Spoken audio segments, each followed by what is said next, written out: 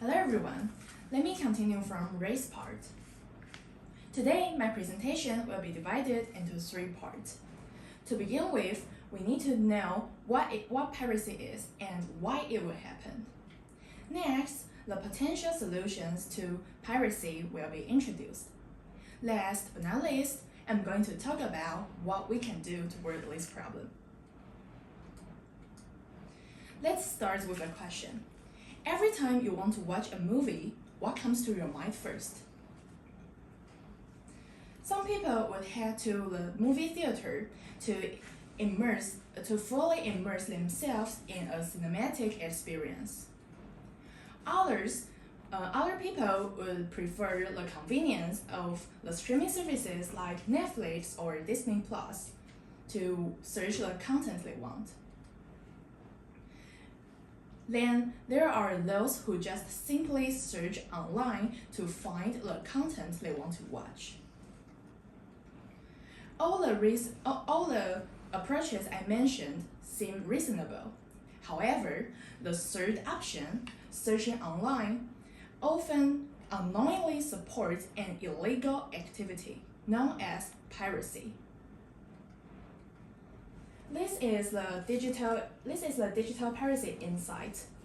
According to Muse's data, piracy has become normalized for the internet users. And in India, piracy has grew 80% between 2022 and 2023. But why has it become so common? Let's get to know what audience is really thinking.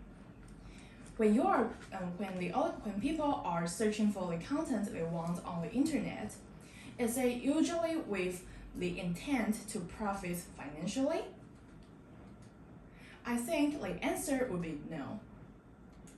Instead, they're just simply looking for an easy access to what they want to watch.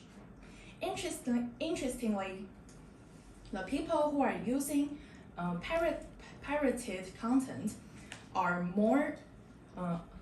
often more committed to the content they are watching compared to people who use streaming services, who use legitimate streaming services.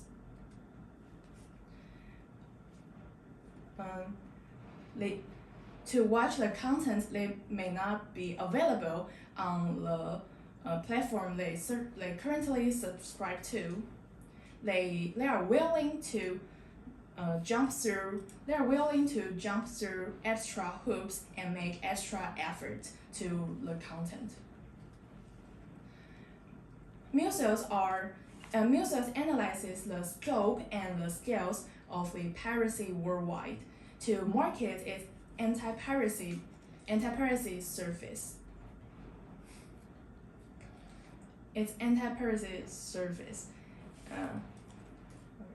And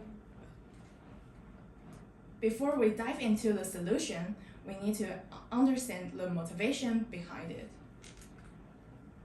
It's widely accepted that the surest way to curb piracy is to make paying for content more affordable and more convenient than stealing. However, when you pay for a streaming services, you are not only pay for what you want to watch, you are not only pay for one show or one movie, you are paying for an entire catalog. Another issue is that the content producers don't want to share the revenue with a third-party platforms. Recently, many take Netflix as an example. Netflix is known for its original series. However, most of its shows and movies are still licensed from other rights holders, with Netflix taking the cut of profit. Recently, many right holders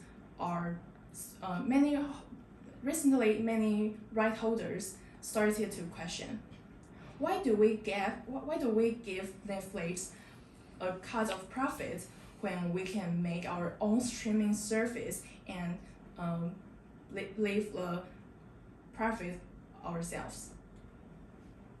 This mindset has shifted the streaming marketplace from being dominated by the platforms like Netflix or Hulu to a fragmented landscape filled with numerous streaming services that offers exclusive content only available on the first party platform.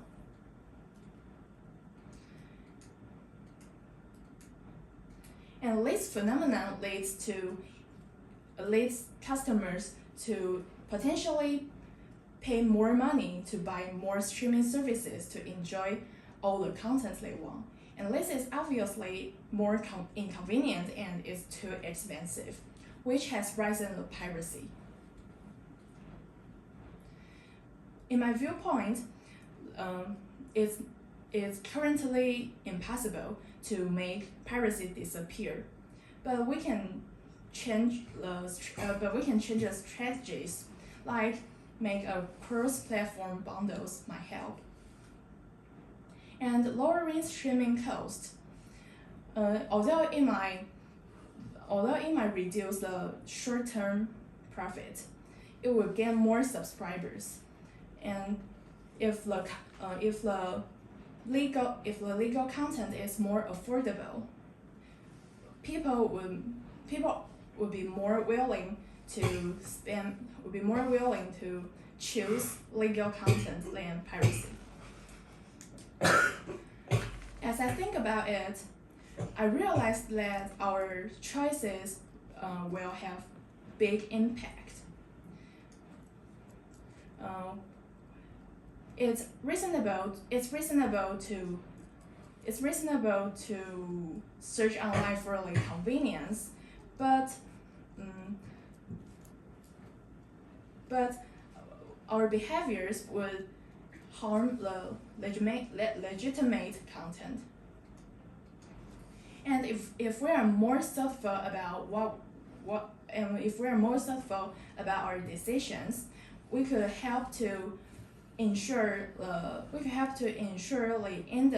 entertainment industry to remain strong, and it's just a little change in our behaviors, but it could make a big impact on the industry we enjoy.